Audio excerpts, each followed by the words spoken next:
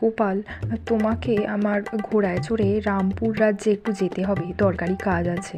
জি আজ্ঞে মহারাজ। আরে আস্তে ছোট রে, আস্তে ছোট রে, পড়ে গেলাম বাবা।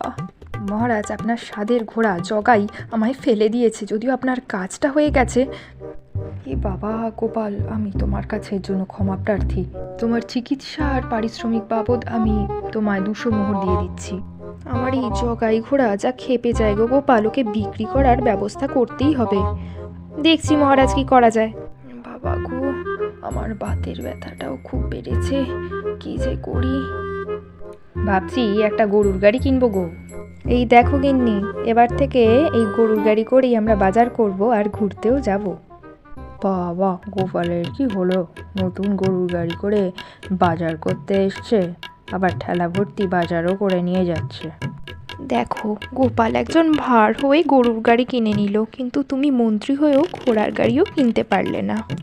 আমি আজকে এই ঘোড়া কেনবার জন্য বিজ্ঞাপন দেব। মহারাজ, দারুণ সুখবর আছে, আর এতে হবেও দারুণ মজা।